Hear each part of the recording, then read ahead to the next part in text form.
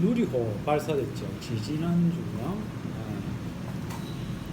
혹시 알아요? 그 그러니까 우주 항공 시장이 지금 반도체 시장이 얼마인가 하면 340억 존지 달러인지는 잘 모르겠는데 하여튼 그 정도인데 항공 시장이 한 350조인가 뭐 그 정도 된다네요. 그러니까 반도체 시장하고 거의 비슷한데 조금 더 커요. 그런데 이 우주 항공 쪽은 이제 뭐예요? 거의 이제 걸음마잖아, 걸음마. 진짜 시작도 아직 제대로 못한 단계인데 시장이 그 정도면 앞으로는 그 잠재성이 엄청나단 말이죠. 근데 이번에 우리나라가 발사한 그 발사체가 우리나라 기술로 만들었다는 거예요. 지금 좀 있으면 그 우리나라 그 F-21 전투기가 이제 발사될 건데 그거는 거의 한 60, 70% 정도 우리나라 거잖아요. 아직 엔진하고 이런 거는 핵심적인 거는 우리나라 기술이 아니고 사실 이거 조립만 한 것만 해도 대단하죠. 그러고 뭐 들리는 말이에요. 우리나라 엔진도 거의 개발 단계에 와 있다. 곧 얼마 안 있으면 우리나라 엔진을 장착할 것이다. 참 엄청난 일이죠. 근데 항공 같은 경우는 진짜 그게 개천에서 용난 거거든. 물론 뭐 다른 나라들은 3, 40년에 다 발사를 했지만은 우리가 그걸 알아야 돼요. 3, 40년에 발사해서 올라간 거하고 지금 올라간 거는 올라간 그 체제가 다르잖아요. 이거죠. 차를 움직여도 옛날에는 진짜 그 무식하게 올라갔다고 하면은 이게 올라가는 것도 우리가 보면 아무도 안 했지만 그냥 직선으로 올라가는 게 있고 이게 또 약간 옆으로 틀면서 올라가는 게 있더라. 우리는 보면은 저기 왜 틀지 바로 올라가야 되는 이게 다 방식이 달라서 그렇죠.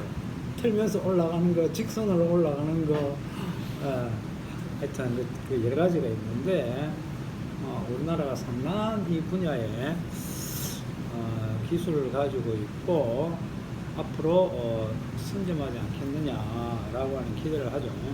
그냥 그거는 한번 지나가는 소리지만은 나라의 국익이라는 게 있고 참 우리가 이 성경 이야기하면서 대한민국 이야기하는 게 좀 맞지 않지만은 우리가 살아가는 게 또 그런 거 아닙니까? 이 성경 말씀 보러 와가지고 먹을 거 안 가가지고 돌아가고 하는 게 우리의 하는 짓인데 내가 그 먹거리 자꾸 만들지 말라고 했는데 왜냐하면 만들면 우리는 그렇게 되게 돼 있어요.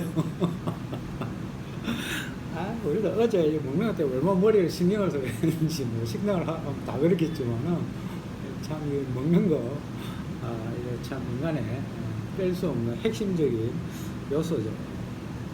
근데 성경은 여기에 대해서 항상 시비를 건다 이 말이야. 오늘 아침 일어나면 배고픈데 그러니까 성경 말씀 우리 딱 눈 뜨면 시비 거는 거예요. 뭐 심지어 꿈속에서도 시비를 걸지만은 그러니까 또 얼마 전에 집사람이 아침부터 일어나더만은 불러요. 또 어깨 주물러 줘야 되나? 뭐 그렇게 생각하는데 자기가 질문을 하나 하겠대. 지금까지 저한테 질문을 던진 적이 한 번도 없을 거예요. 이건 뭐 그 유흥 같은 거라면 이 여자가 아침부터 그것도 아침에 근데 표정을 보니까 어둡지는 않아. 그래서 약간 안심을 했는데 그 식당이 이런데 주는 그 정부 그 지원금이 있잖아요. 근데 조건이 있어. 1, 2, 3개월 이제 1분기를 딱 하는데 이 3달 중에서 한 번이라도 마이너스가 되면은 주는 거야. 100만 원. 그러니까 2번 플러스 되고 한 번 마이너스 되면 받아요. 이게 2대1로 해가 탈락이 아니야. 근데 우리가 한 달 매출이 한 한 1,000만 원 정도 잡고 정확히는 모르겠는데 2월 3월은 오버됐어. 그냥 못 받아요. 근데 1월이 마이너스야. 근데 뭐 그럴 때한테 집사님 왜 웃으면서 퀴즈까지 냈는가 하면 묻는 거야. 얼마 마이너스 됐게? 물어봐. 맞춰봐. 얼마쯤 마이너스 됐겠어? 우리 집사님 퀴즈를 낼 정도 같으면 그 액수가 아주 살짝 5,000원 마이너스 돼. 5천원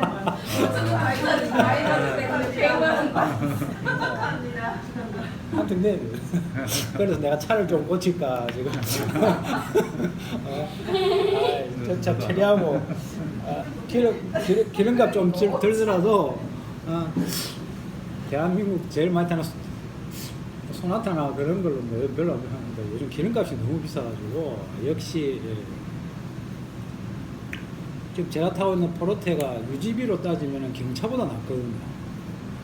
그래서 한 3년은 됐다.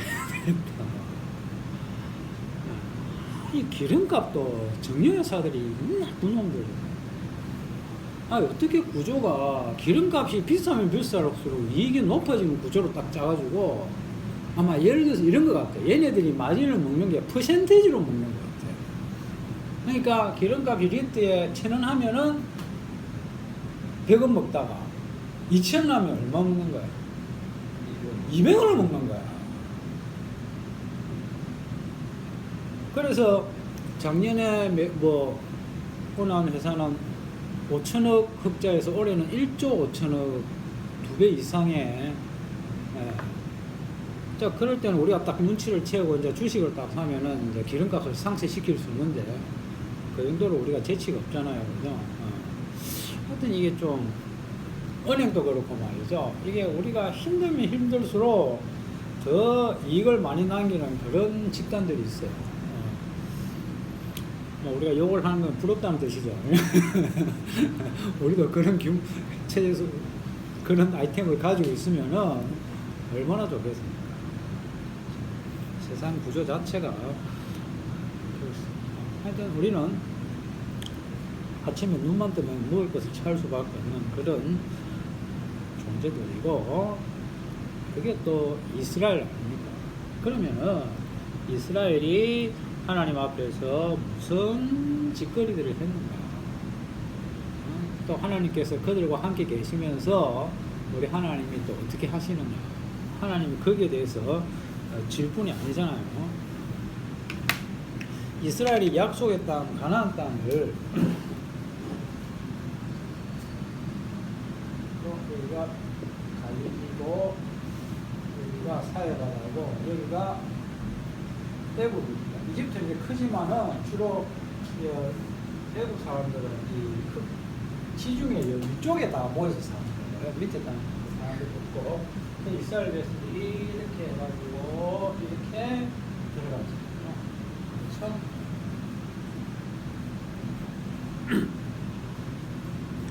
여기에 딱 들어가면 가나안 친속들을 비롯해서 이방인들이 살고 있단 말이죠. 그럼 당연히 하나님께서는 누구와 전쟁을 합니까? 애굽에 있을 때 누구와 전쟁을 했어요? 이집트와 애굽의 바로 왕과 전쟁을 했잖아요. 그 가면서 아말렉을 만나면서 다 여기 들어가서는 했는 것이 아니고 광야에서부터 하나님께서 전쟁을 하면서 갔는데 그런데 하나님께서 향하는 이 전쟁의 궁극적인 화살표 방향이 목적이 어디를 향하고 있느냐라고 했을 때 우리는 처음에는 당연히 그것이 이방민족인 줄 알았는데 물론 이방민족이 하나님의 타겟이 맞아요. 맞는데 이 하나님의 타겟 방향이 어디를 향하고 있더라는 겁니까? 이스라엘을 향하고 있다. 그러니까 전쟁이 이스라엘 내부에서 벌어지는 거죠. 이 전쟁이라고 하는 것은 뭐 이 세상 전쟁사도 그런 면이 있습니다만 외부 전쟁보다 더 무서운 게 뭡니까? 내부 전쟁이죠.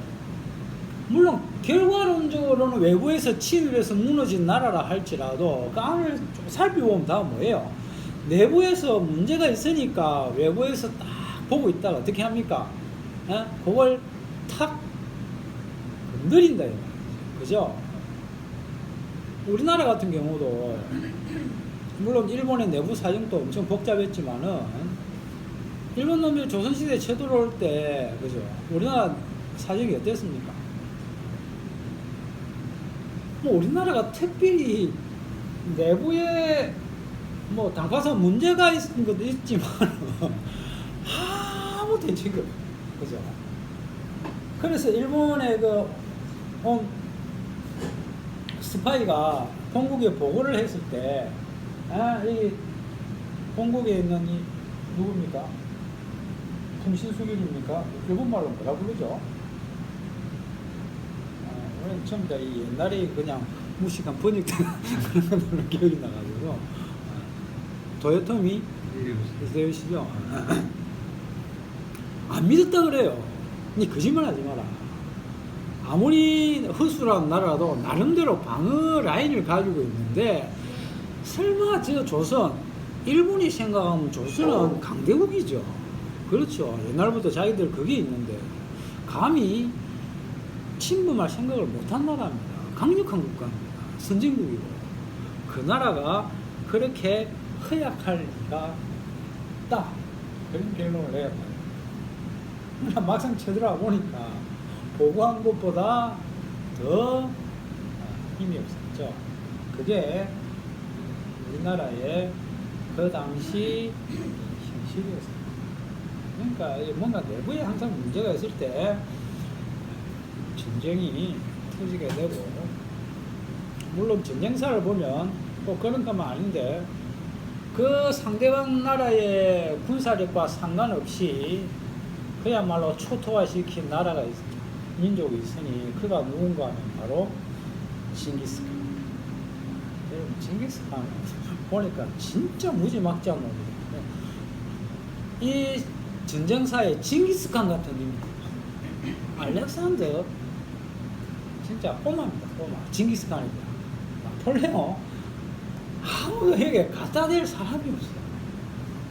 징기스칸은 가는 나라마다 그 나라가 전쟁을 잘하든 못하든 국력이 강하든 안 강하든 상관없이 다 무너졌어요. 지금 저 우크라이나 그때 힘이 좀 있었나 봐요. 징기스칸한테 괜히 대들다가 작살이 나가지고 그 뒤로는 나라가 힘을 한번 지금까지 못 쓰고 있다. 그래. 근데 그때 러시아는 힘이 없어가지고 바짝 엎드렸다 그래요. 그 덕분에 살아남았다.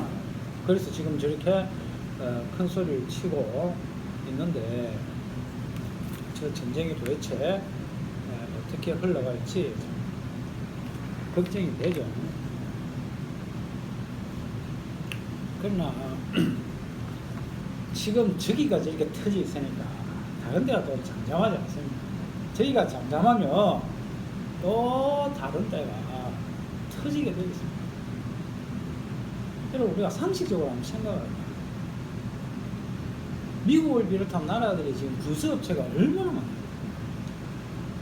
미국에 다른 거는 다 포기해도 이 부수업체는 절대 포기 안 하거든요. 이게 자동화도 잘 안 되고 부가가치가 높아가지고 나라 경제를 먹여 살린다.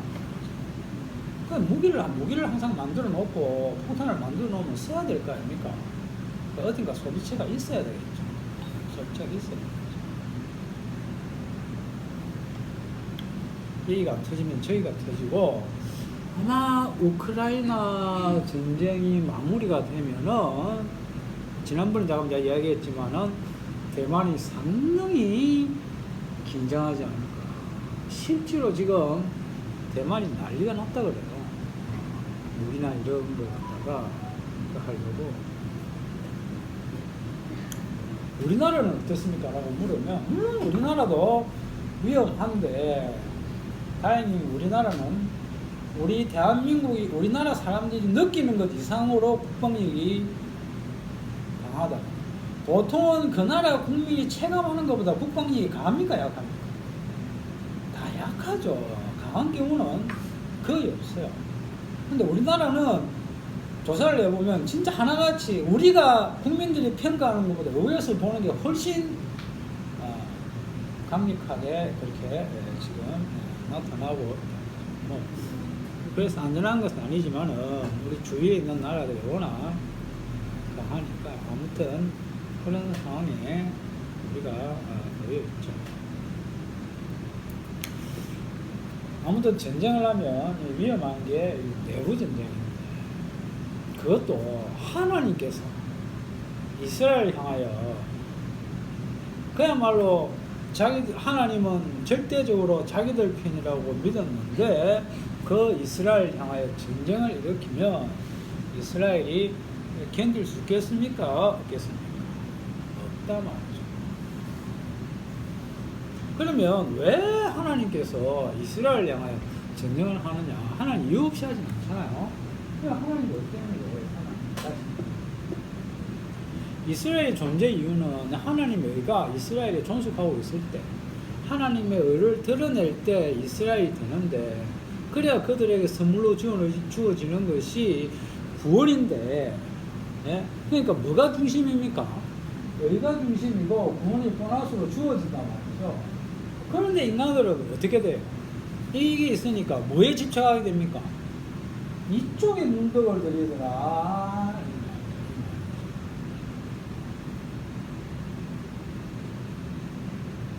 하나님은 항상 묻는 게 너희들이 의가 있느냐 없느냐 에? 라고 그렇게 묻고 있는데 인간들은 우리 구원받았습니까? 안 받았습니까? 항상 이런 질문을 하면서 살아가고 있더라는 겁니다. 그러나 구원이라고 하는 것은 자기가 구원을 받고 싶다고 해서 되는 것이 아니라 이 하나님의 의가 있으면 구원이고 없으면 구원받지 못한다고 하는 것을 알아야 돼요. 그러니까 하나님의 의는 관심을 가지는 것은 하나님에게 관심을 두는 것이고 이 구원이라고 하는 것은 나라고 인간 자신에게 관심을 두는 것이다. 그렇게 봐요. 그래서 우리가 성경을 보면서 내가 어떻게 구원받을 것인가. 물론 노골적인 표현은 그렇게 안 해요. 이걸 하나님은 어떻게 우리를 구원하시는가. 여러분 그 질문이랑 앞에 질문 똑같습니다. 하나님은 우리를 어떻게 구원하시는가? 나는 어떻게 구원받을 것인가? 다 구원에 초점이 가 있기 때문에 그것은 인간 중심이라고. 성경을 그렇게 보면 안 되고 성경은 전혀 그런 이야기 안 합니다. 놀라울 만큼. 그런데 조금만 각도를 들어서 보면 전부 다 그 이야기 같거든요. 이게 성경이 참 이게 오나죠. 조금만 각도를 들면 구원 문제밖에 안 보인다. 이게 왜 문제인데?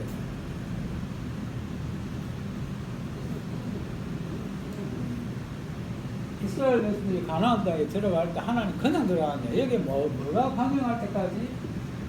악이 관영할 때까지. 그러니까 인간들이 무리가 많아질 때까지 하나님께서 아브라함이 약속을 하는데 430년 기다렸다는 거야. 그죠? 그냥 처음부터 이야기해주면 여기 안 들어가면 안 돼요? 네? 여기보다 더 비옥한 땅은 없습니까? 물론 그 당시에 이 메소포타미아 문명이 비옥한 것은 이게 가장 앞서 있는 것은 맞아요. 맞습니다.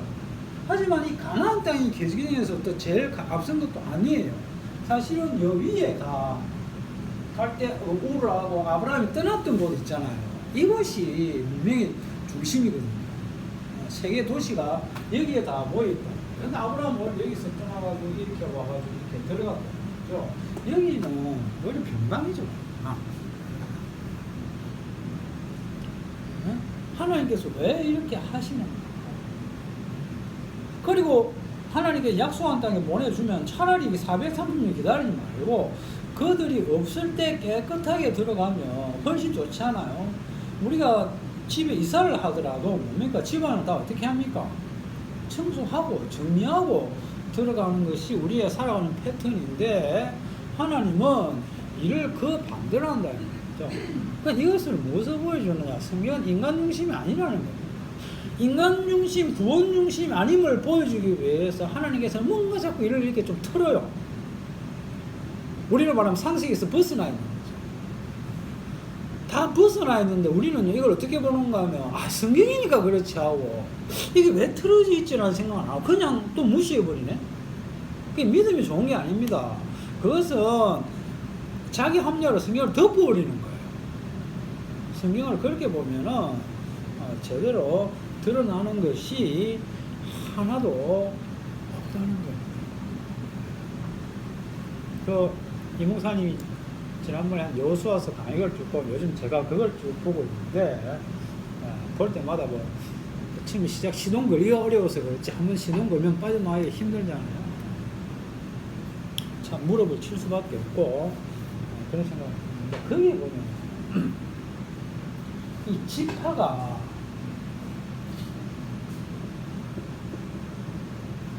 바뀐다. 하나님께서 핵심적으로 가지고 있는 지파가 원래 이스라엘 백성들이 가나안 땅에 들어갈 때 핵심적인 이 역할을 누가 합니까?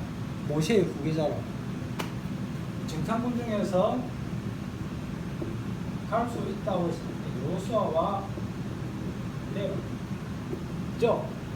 여기서 누가 주도적인 역할을 하죠? 여호수아가 주도적인 역할을 하고 갈렙은 별일 안 해요.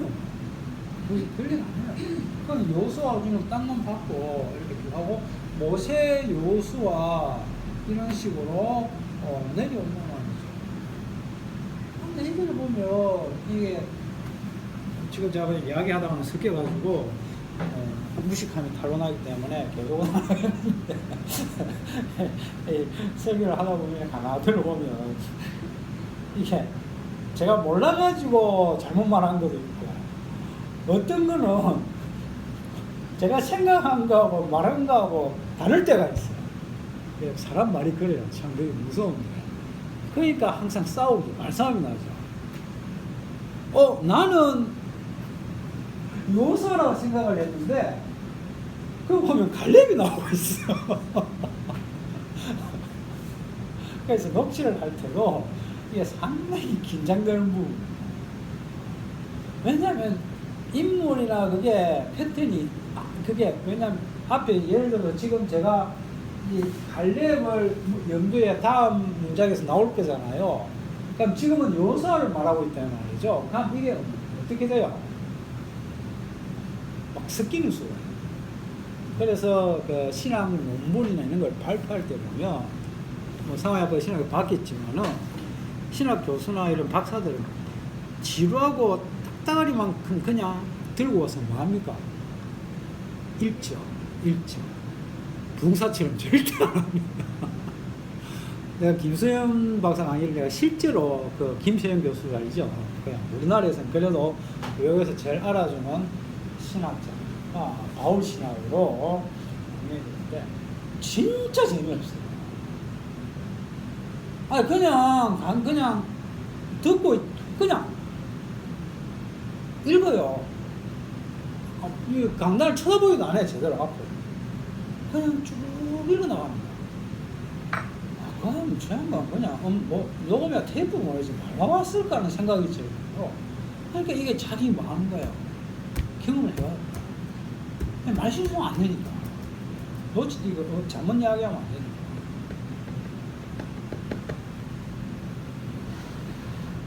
근데 이몽사님이 이제 전혀 그런 스타일이 아니잖아요. 그래도 뭐 순회 같은 거 할 때는 정리해 오는데 근데 나 연세가 좀 가면 갈수록 이게 말이 섞일 때가 그래서 들을 때도 그런 것들을 그냥 뭐 들으면 넘어갈 수 있지만은 근데 섞이는 정도가 그냥 반대로 나타나는 거예요. 그런 게 사실은 아슬아슬하죠. 그럼 이제 녹취를 하면 그걸 걸러내줘야 될 거 아닙니까? 이제 녹취하는 분들, 집사님들이 뭐 녹취하면은 그냥 하는 게 좀 어느 정도 되는데, 또 명색이 목사인데, 물론 좀 잘립니다. 목사님 그 정도는 좀 걸러야지. 라고 생각을 하면은 상당히 부담감이 들죠. 그래서 저는 좀 시간을 항상 성경을 공부 겸해서 또 찾아봅니다. 무식할 그럴 때 확인하고 또 확인하고 뭐 성경 구절 틀리는 건 사실 큰 문제가 안 되는데 이렇게 반대말로 드러날 때가 있어. 그런 것들이 있죠. 그래도 뭐 우리가 그래서 이제 항상 여러분 저나 여러분 생각할 때 서로 말을 할 때 말 가지고 이렇게 시비를 걸면 그 사람이 글을 있을 때 글을 가지고 비판을 할 수 있지만 사람의 말이라고 하는 것은 그때 따라 이게 좀 물론 본심이 나올 수도 있지만은 그러나 여러분 본심이라고 해서 이게 맞습니까? 그건 아니잖아요. 제가 항상 하는 이야기지만 우리가 본심을 드러내면 이 세상에 부부는 한 팀도 없다고. 본심 원래 다 악마인데 본심이 뭐가 중요한? 그거는 중요한 게 아니에요.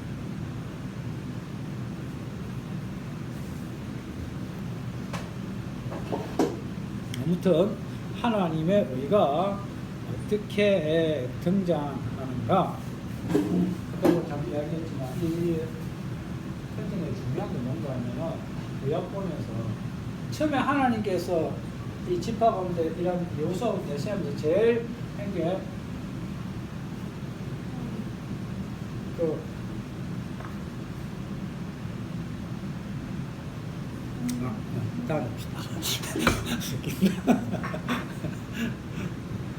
아무튼 하나님의 의가 어떻게 등장하느냐. 왜냐하면 하나님의 관심은 어디에 있습니까? 이스라엘 자체에 있는 것이 아니라 이스라엘 내부에 있는 진짜 이스라엘 하나님의 의에 관심이 있다. 이 의가 하나님의 언약에 가장 깊이 있기 때문에 우리가 성경 말씀을 알려고 하면 이 깊숙이 들어가야 더욱더 어린아이가 아닌 그런 음식을 먹을 수가 있다는 거죠. 그러니까 하나님의 의가 깊숙이 있다는 건 이 세상에는 뭐가 없다는 거, 의가 없다는 거죠.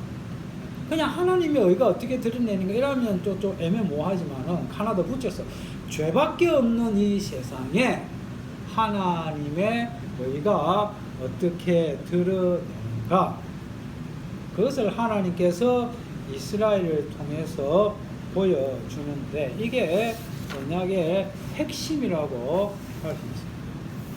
그러면 이 하나님의 의는 어떻게 해서 주어지느냐라고 했을 때 모세가 잘 싸워서 여호수아가 잘 싸워서 아닙니다. 오직 하나님 주님의 희생 덕분, 이걸 구약에서는 하나님의 이름, 그죠? 하나님의 이름, 주, 그렇게 되는 거예요. 주님의 희생 덕분에 하나님의 의가 주어진다는 거예요. 그러니까 이 하나님의 의가 이스라엘 속에 제대로 장착이 되면은 언약은 완성이 된다. 그렇게 이야기합니다. 사도 바울 로마서 9장에서 이렇게 지난번 했지만은 나의 형제, 나의 친척 그들을 위하여서 내 자신이 저주를 받아 그리스도에게서 끊어져도 그것을 나는 원한다. 그렇죠? 이것은 나는 끊어져도 괜찮다, 나를 희생해야겠다, 그런 차원보다도 여기에 관계가 구원이라고 하는 것은 무엇에 관심을 두지 않는 것이 구원이라는 거예요. 내가 구원받고 안 받고 하는 자기 구원에 관심을 두지 않는 것이 사도 바울이 말하는 구원이라는 거예요. 왜냐하면 사도 바울이 복음을 전하니까 사람들이 전부 다 예수님에게 관심을 두는 것이 아니라 자기 구원에 관심을 두더라 이 말이죠. 그래서 자기는 복음을 전하는데 교회에 이게 일어나는 문제를 보니까 세상하고 똑같거든. 네. 뭐 당파를 짓고 뭘 하고 별의별 일이 다 일어난다 말이죠. 그래서 사도 바울이 하는 얘기가 그야. 내가 그리스도에 끊어질지라도 이런 거를 못 보는데 그게 구원이 아니고, 하나님의 의가 드러난 이것이 하나님께서 아브라함에 약속한 약속이고 그게 진짜 하나님의 구원인 것을 사도 바울이 주장하고 있다는 거예요. 천국에 가는 것은 이러한 하나님의 의를 위해서 살아간 자들에게 하나님께서 그냥 결과론적으로 주어지는 것이지, 천국에 가기 위해서 내가 이런 일을 하겠다 하는 것은 비슷해 보이지만은 전혀 반대말이죠. 그러면 이스라엘이 어떻게 망했느냐? 하나님께서 왜 그 방향을 이스라엘 내부로 돌렸느냐라고 했을 때 바로 이스라엘에게 이렇게 자기들 구원, 이방민족과 자기들은 차이나고 선택받고 택함을 받았다고 하는 그러한 모습들이 강력하게 그들에게 퍼지게 되는데, 그것은 하나님의 의를 무시하는 처사라고 그렇게 봤다는 거예요. 이스라엘은 하나님의 의를 운반하는 운반체여야 한다는 거죠. 그런데 그 하나님의 의를 이용해서 자기들이 천국에 가려고 마음을 먹는다고 하면은 그것은 전혀 아니라는 거죠. 다시 말씀드리지만은 이스라엘은 껍데기입니다. 근데 껍데기가 여러분 나쁜 말로 제가 그냥 아무것도 아니라는 이게 그냥 버려야 된다 이런 차원보다도 운반체라는 거예요. 그 알맹이 담겨 있는 게 소중한데 그냥 껍데기는 그 껍데기 자랑을 하면 안 됩니다. 물론 선물은 뭐 포장지도 중요하기는 합니다만은 그러나 들어있는 것은 그 알맹이라는 거죠. 그런데 이러한 하나님의 의를 이스라엘이 운반하는 운반체로서 시간이 지나가 보니까 점점 더 이스라엘의 본색이 폭로된다는 겁니다. 그래서 지난 시간에 한 것이 여호수아서 11장 20절이죠. 이거 여러분 꼭 기억하셔야 됩니다. 누가 다시 한번 읽어봐 주실래요? 여호수아서 11장 20절.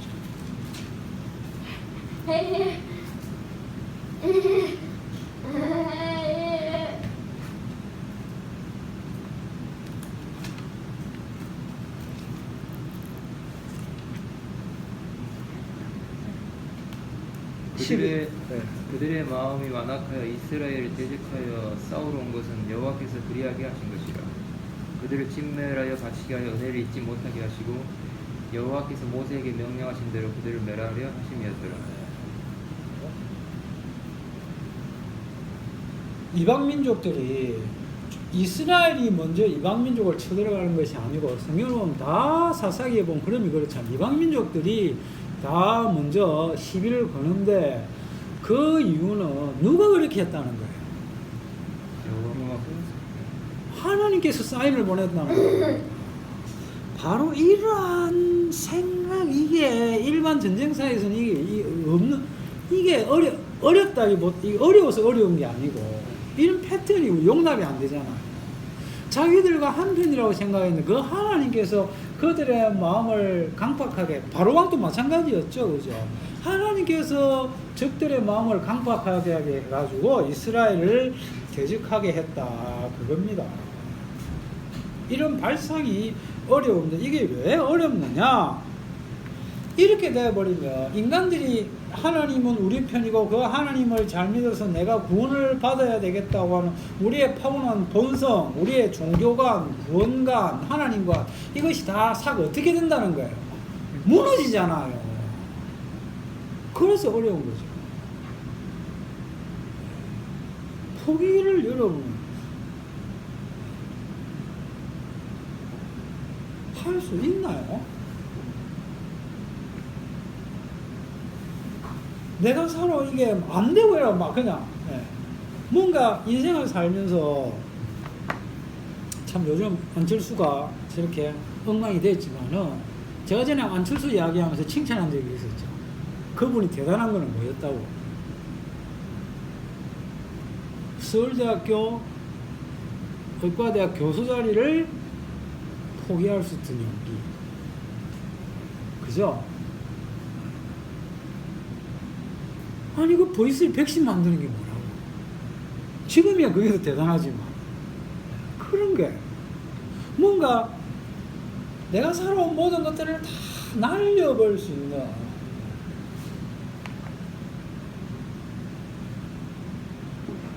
근데 성경에 보면 하나님께서 적들을 불렀다 하면 이걸 만약에 그 당시에 어느 선지자가 나타나가지고 그 이야기를 하면은 이스라엘 백성들이 받아들였겠습니까? 말도 안 되는 소리지. 그런 게 어딨어, 그런 게. 용납이 안 된다. 하나님께서 적들을 막아주시는 분인데, 적들의 마음을 동요시켜서 우리를 쳐들어오게 했다? 이건 완전히 내부에 뭐 하는 거야? 분당 일으키는 내부 첩자가 하는 짓이죠. 밖에서 누군가 적들이 보내. 너 누구야? 너 어디 출신이야? 너 백제가 보냈지. 너 신라가 보냈지. 여러분 옛날에 그 혹시 기억납니까? 그 영화 평양성. 그러니까 평양성하고 하나 더 있는데 비슷한 패턴. 평양성은 신라가 뭡니까 나당연합군이 고구려를 쳐들어가는 게 아니고 백제하고 또 신라가 붙는 영화가 야 황산벌. 혹시 아는 황산벌. 최근에 평양성을 다시 한번 봤는데 또 달라요. 그게 참. 그러니까 한 10년 전에 보면 10년 차이가 또 저렇게 큰가. 그때 또 느끼지 못했던 그런 것도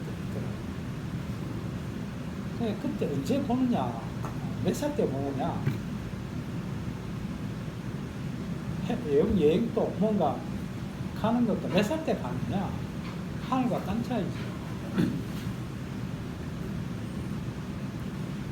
아니 누군가 그런 선지자가 있으면은 이 적들이 보면 스파이를 해가지고 완전히 그냥 사형시켰을 거예요. 그런데 성경이 그렇잖아요. 실제로 그게 정말 그랬다. 하나님께서 그렇게 하셨다. 그럼 자기가 지금까지 신앙생활을 했던 모든 것이 다 무너지는데 누가 제일 먼저 반발하겠습니까? 그게 목사, 장로, 권사가 제일 먼저 반발할 거예요. 뭐 교회 어제 처음 나온 사람들이 뭐 반발할 게 없으니까 그럴 수도 있겠다. 제가 가끔 복음을 이야기하면서 우리 친구들한테 예수 안 믿는 애들한테 이야기를 해요. 그러면은 그 애들은 최소한 물론 안 하는 이야기라면 적대감은 안 가죠.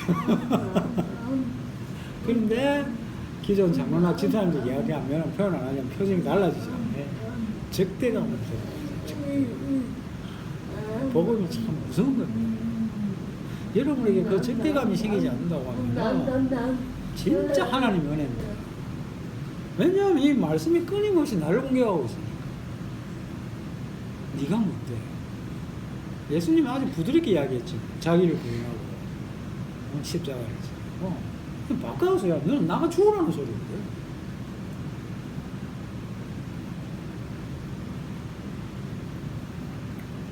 그러면 하나님께서 왜 이렇게 하시느냐라고 했을 때 이게 바로 하나님이 이스라엘을 사랑하는 방법이에요.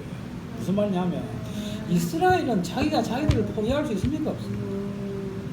그렇죠.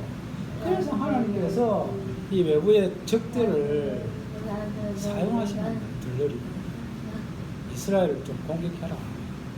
두드려 패라. 이게 하나님의 이스라엘을 향한 사랑입니다. 그래서 하나님께서 이방 민족을 부추기고 더욱이 이런 이방 민족들이 쫙 깔려 있는 사람들이 안 사는 땅도 있었지만은 그 가나안 땅으로 가게 합니다. 거기 가서 하나님이 사랑이 뭔지 그들로 하여금 깨닫게 하시는. 그래서 사도 바울이 너희들이 이러한 하나님의 사랑을 안다고 하면 나는 저주를 받아도 괜찮다. 이 바로 사도 바울의 자신감이죠.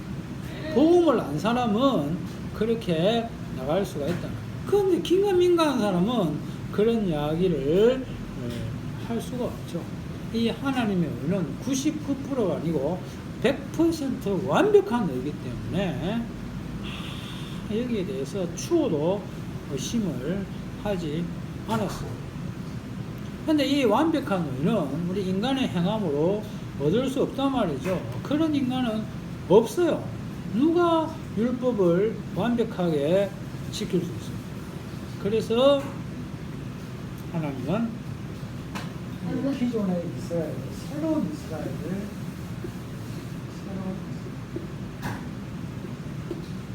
우리 성경 보면서 하나님께서 이렇게 하면 들어와서 적들을 부추겨서 공격하게 했으니까 그럼 이스라엘이 정신 차리고 잘 되겠지. 여기까지는 오늘 생각할 수 있죠. 근데 하나님은 무서운 점이에요. 이렇게 하나님의 사랑을 받은 이스라엘이 어떻게 돼요? 결국 망해버리잖아요. 그럼 어떻게 되는 거예요? 중간 과정은 아무리 힘들더라도 끝에는 뭐가 돼요? 에? 나라가 잘 돼야 되는데, 그런데 이스라엘이 586에 사라지잖아요. 사라져.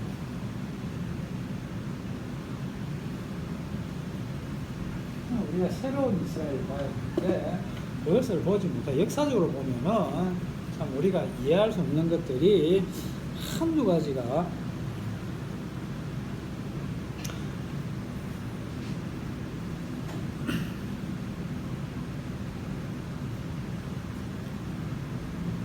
그러면은 이러한 이스라엘에게 하나님의 의가 들어오는 방법은 무엇인가라고 했을 때 보기는 간단합니다. 인간의 행함과 하나님의 선물인데 그 방법은 뭘까요? 인간의 행함은 안 되고 하나님의 선물이죠. 왜냐하면 그 선물 안에 하나님의 의가 장착되어 있습니다. 들어있습니다. 그렇게 해서 하나님의 의가 나오는데 이것을 하나님의 불가능성입니다. 인간에게서는 말할 수 없다, 나올 수 없다. 인간에게서는 우리 인간에게는 나온다면 얼마나 좋겠습니까만은 이 하나님에는 우리 인간에게서 나올 수 없습니다. 그래서 사도 바울이 로마서 1장 17절에 보면 복음에는 하나님의 의가 나타났어요. 사도 바울이 복음을 이야기하면서 하나님의 의를 딱 가지고 오잖아요. 그건 딱 이 점을 염두에 둬요. 인간의 불가능성.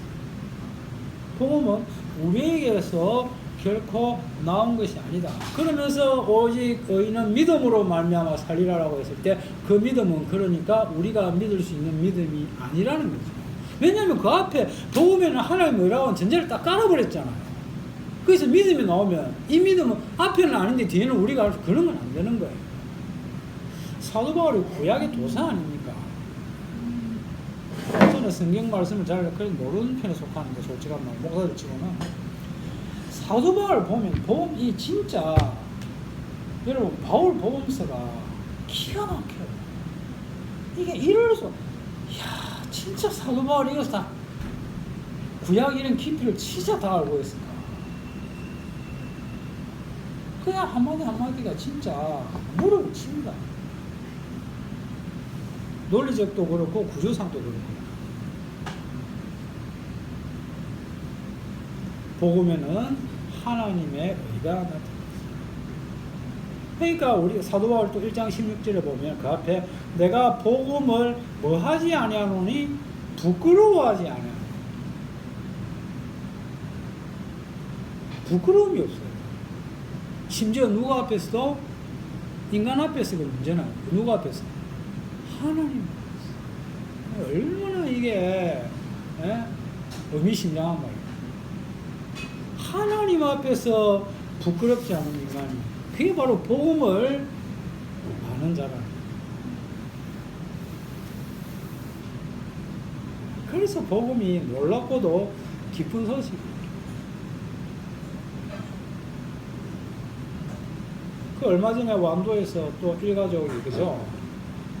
그게 며칠 전부터 차가 사라졌다고 자꾸 보도가 됐죠. 네. 그래서 많은 사람들은 어느 정도 예상을 했죠.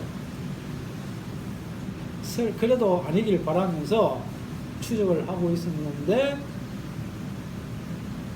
그걸 갖다가 TV에서 생중계는 또 왜 하는지 몰라나.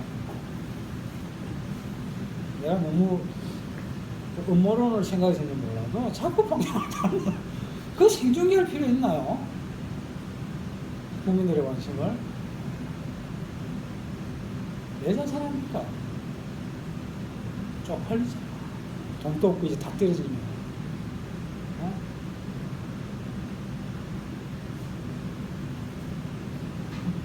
근데 이 복음은 인간 앞에서 부끄러움이 문제가 아니고 누구 앞에서도 부끄러움이 없다고요? 하나님 앞에서 부끄러움이 없어요. 이거 얼마나 당당하고 뻔뻔하고 끝내줍니까? 그게 바로 복음이라. 그러면서 사도 바울은 자기가 복음을 전하면서 강도를 당한 적도 있고 배고플 때도 굶어 죽을 뻔도 하고 바닷물에 빠져 죽을 뻔도 하고 그렇게 했지만은 우리 주 예수 그리스도 안에 있는 그 사랑에서 뭐 할 수 없다 그랬어요. 끊을 수 없다.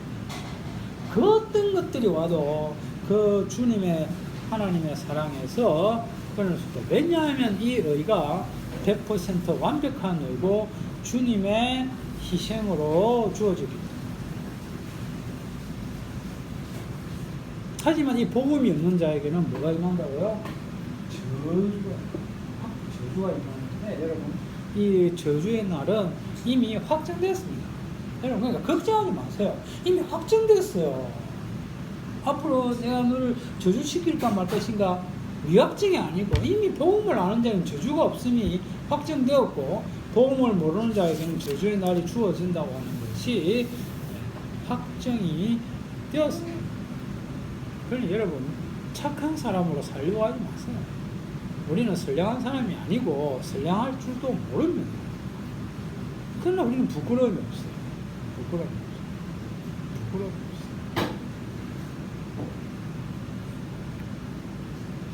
이것을 구약에서 이스라엘이 보여주어야 하는데 그런데 그들이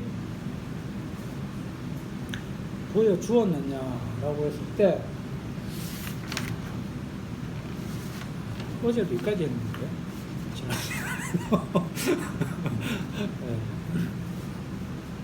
자 조금 더 한번 봅시다. 그거 사사기 21장 25절 한번 보세요. 잘 아는 말씀인데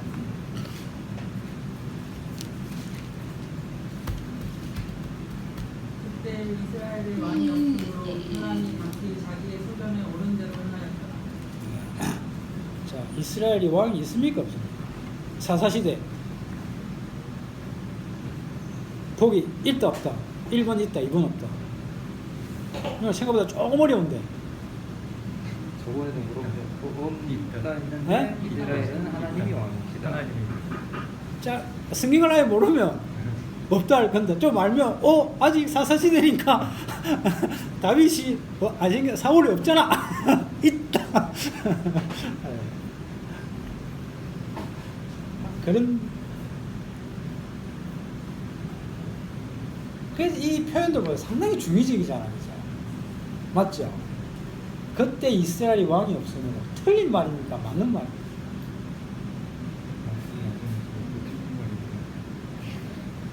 틀린 말이라고 하기 맞죠. 왕이 없잖아요. 무슨 어떤 왕이 없다는 거예요? 인간들이 생각하는 왕이 없지. 이방 나라에서 왕이라고 내세우는 그런 왕이 없잖아요. 그죠? 하지만 이방 나라에서 볼 때는 왕이 없다는 말을 맞지만은 이스라엘은 그런 말을 하면 안 되지. 이스라엘은 이미 하나님께서 그들과 함께 계셔서 율법을 주시고 이 광야 생활을 할 때 기적적으로 그들을 무엇과 무엇으로 먹였습니까? 만나와 메추라기와 그리고 반석에서 나는 물로 그들을 먹여 살렸잖아요. 그죠? 그러니까 그들은 왕이 없다는 소리를 하면 안 되는데 그러나 그들의 눈에 딱 띈 건 무슨 왕이에요? 눈에 띄는 인간들의 왕, 하나님 말고 뭔가 자기들을 잘 먹고 잘 사게 해줄 수 있는 그런 왕을 추구하니까 딱 이 사사에서 딱 그들의 가장 이스라엘의 핵심을 딱 찔러버린 거죠. 그때에 이스라엘이 왕이 없으므로 그들이 하나님의 말씀대로 살았다라는 것이 아니고, 그죠? 뭡니까? 그들이 자기 소견에 옳은 대로 행하였다. 그럼 이것도 보면 표현이 어때요? 사람이 자기 생각이 틀린 대로 하는 게 문제지. 그죠? 옳은 대로 했는 거에도 무슨 문제가 돼요? 성경 말씀이 이래서 이게 애매하다고 할까요? 어렵다고 할까요? 그렇지 않죠. 어떻게 보면 이게 너무나 당연하고 상식적이고 틀린 말 하나도 없고 이게 나쁜 표현도 아닌데 그러나 우리가 딱 이렇게 보면은 이거는 사사기 21장 25절이 딱 나오면 아 이거는 이스라엘의 뭘 지적한 위함으로 딱 압니까? 심각한 문제가 있다는 느낌을 받습니까? 그 느낌을 받는 게 믿음이 있어서 받을 수도 있지만 지금까지 그런 소리를 들어와서 그냥 나도 모르게 자동 반응을 할 수도 있어요. 그럼 후자는 안 돼요. 그건 착각이에요. 일반적인 교인들도 이 말씀 딱 들으면은 이게 문제가 있다는 알아요. 하지만 그들은 그래서 복음 때문에 문제가 있는 것이 아니라 그냥 습관적으로 그렇게 생각해요. 그건 성경 말씀을 제대로 보는 태도가 아닙니다. 습관적으로 보면 안 돼요. 그러니까 기존에 우리가 안다고 하는 것 때문에 성경 말씀이 가리워지는 게 얼마나 많은지 모릅니다. 저는 그 중에 제일 안타까운 게 여리고성 사건. 이 여리고성 사건은 주일학교 때부터 너무 부각이 돼가지고 그 여리고성 사건이 일어나기 전으로 정화된 모든 사건들이 다 그냥 사라져 있는 거예요. 거기에 우리가 살펴볼 것들이 얼마나 많은 거예요. 오히려 여리고성 사건은 그냥 하나의 주어진 결과에 불과해요. 그 전후 보면은 여러 가지 많은 일들이 현상이 일어나면서 그게 주어지거든요. 그 이제 시간 좀 되면은 그 요스와스를 한 2시간 정도는 해봤으면 하거든요.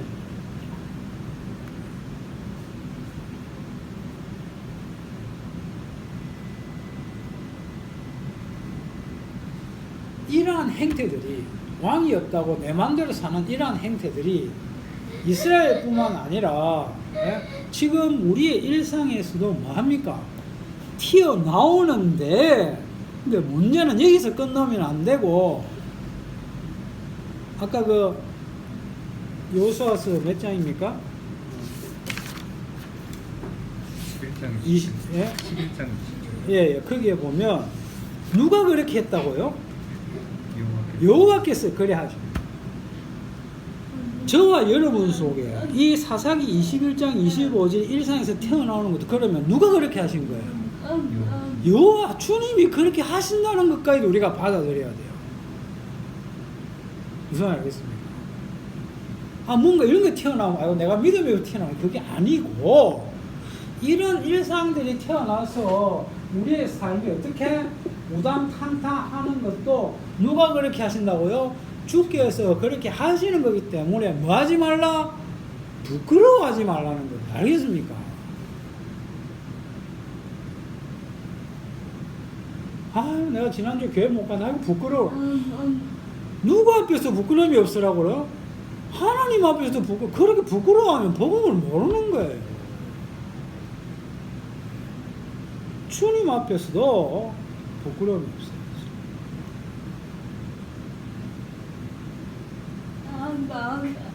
다만 우리가 살아가는 것은 하루하루 살아있잖아요. 그 일 동안 그렇게 사는 거예요. 주께서 이유가 우당탕탕을 하든 뭘 하든 뜻이 있어서 저와 여러분 오늘 또 만나게 했잖아요.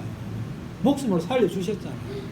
이런 우리의 역할이 다 끝나면은 저와 여러분은 뭐 할 겁니까? 주께서 데리고 갈 거 아닙니까? 그걸 있는 동안은 염려하지 말고 부끄러워하지 말고 우당탕탕 하면서 그렇게 살아가는 것이 불신자가 아니고 그것이 바로 성도라는 겁니다.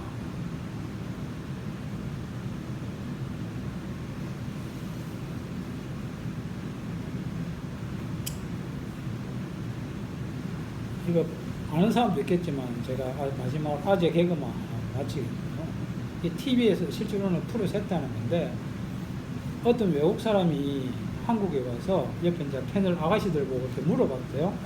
여러분 제가 우리나라에서 제일 먼저 간 산은 무슨 산입니까? 라고 물어봤대요. 이것도 옛날에 제가 한 번도 안 했어? 처음 다행입니다.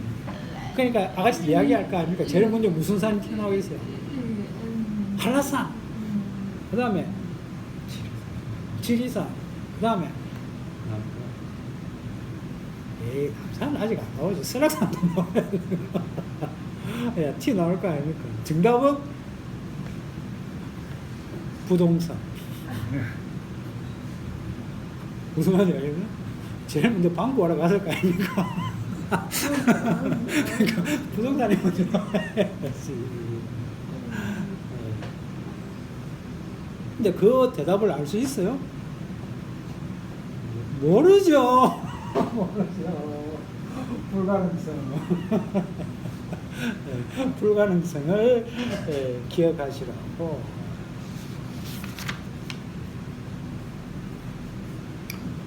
여러분, 우리가 착하고 선량하게 살면요, 100% 지옥 갑니다. 우리는 불가능성으로 살아요.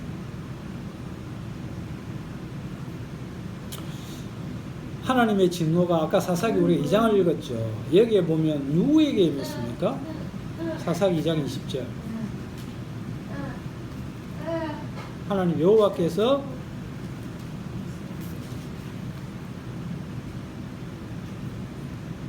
요거 뭐 앞부분만 읽어보세요. 2장 20절. 여호와께서 이스라엘에게 진노하여 이르시되 누구에게 진노했다고요? 이스라엘. 이스라엘에게 진노. 이스라엘.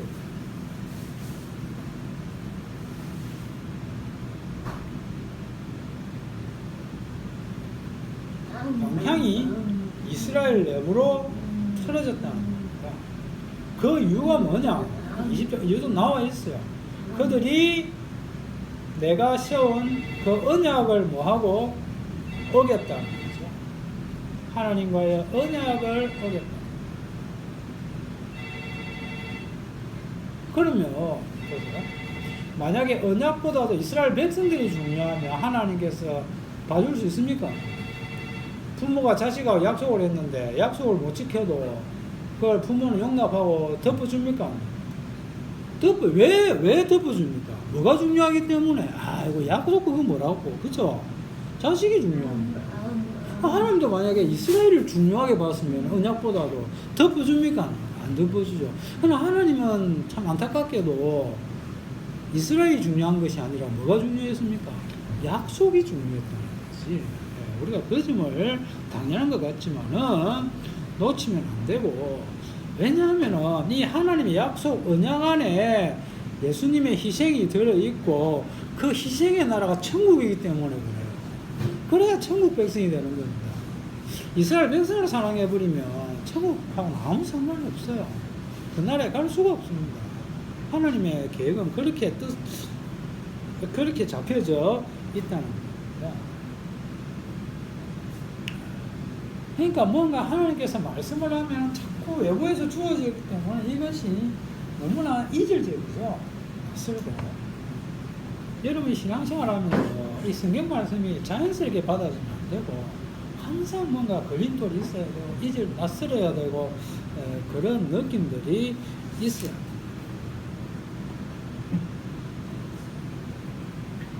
그리고 여기 사사기 22절 여기에 보면은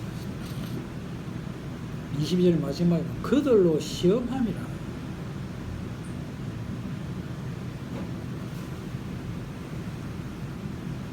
이스라엘 백성들을 보고 하나님께서 시험함. 이런 표현은 왜 필요한가 하면 구약은 시험하는데 신약은 시험 안 해요. 끝납니다. 이 구약과 신약의 차이점. 약간 신학적인 것 같기도 하지만은, 그래 이제 신약에 들어와서 예수님의 복음이 확정이, 이걸 좀 어려운 말로 차별화. 그래서 부활은 누구만 했다는 거죠? 예수님만이 부활하셨다. 그러니까 저와 여러분이 차별화가 되어서 우리는 부활 안 합니다. 안 했습니다. 예수님이 부활하셨기 때문에 그 예수님의 몸에 포함돼서 부활하는 거죠. 이것이 진짜 부활이고, 불신자들은 지옥으로 가는 그런 부활을 하게 되죠. 그래서 사도 바울은 로마서 7장에서 뭐라 하는가 하면은, 자기가 예수를 믿고 난 다음에 참 여러 가지 많은 생각들을 했는데, 로마서 7장 17절에 보면 이제는 이것을 행하는 자가 내가 아니요 내 속에 거하는 죄인이라. 자기 속에 죄가 있다고 하는 것을 그가 확실하게, 자기 속에 뭐가 들어있다? 우리 인간 속에는 괴물이 들어있다. 괴물. 옛날 우리나라에 괴물이라는 영화가 있었죠. 한강에. 박찬욱 감독이 했을걸요? 한 10몇 년 전에 해가지고 봉준호 감독입니까? 정말 유명한 사람이죠. 저는 이걸 평하는 걸 듣고 놀란 것 중에 하나가 뭔가 이게 그냥 자연환경 오염을 한 괴물만을 이야기한 것이 아니라 우리 인간의 내면을 고발한 영화이기도 하다. 그런 표현을 하는 거 듣고 이 양반이 로마에서 뺏겼나? 우리 내부에 인간 내부에 저런 모습이 있을 수 있다. 요즘 어떤 드라마 중에 하나가 뭡니까? 우리들의 블루스 하나 안 봤는데 앞으로 볼 예정이에요. 블루스가 아니고 블루스가 아니고 블루스죠. 이게 무슨 뜻이에요? 블루스는 춤이고, 블루스는 제가 정확하게 이걸 표현 안 봤지만 블루라고 하는 거는 우울하다는 뜻이죠. 그죠? 맞죠? 그런 의미가 있잖아요. 그걸 거예요. 블루스가 있어요. 제가 볼 때 블루 맞을 거예요. 이 세상을 그러니까 뭐 단순히 이렇게 우울한 것만은 아니겠지만은 아무튼 이 세상이 그렇다는 거죠. 하지만은 아무리 세상이 그렇다 할지라도 예수님의 부활이 진짜 부활이고 그 부활 속에 저와 여러분이 함께 있다고 하면 저와 여러분은 누가 뭐래도 복 받을 때 아무리 더워도 항상 감사하면서 이렇게 살아가시기 바랍니다. 기도하겠습니다. 하나님 아버지 은혜를 감사합니다. 아무리 더워도 혹은 비바람이고 태풍이 불어도 항상 우리 예수님 생각하면서 믿음으로 하나님 약속 바라보면서 살아갈 수 있는 저희도 되게 하시고 내가 이 세상에서 어떻게 살아가느냐 거기에 관심이 아니라 하나님의 의가 주님의 희생이 어떻게 드러나는지 그 운반체로서 역할을 감히 감당할 수 있는 저희들 되게 하옵소서. 감사를 드리며 우리 예수님 이름으로 기도드리옵나이다.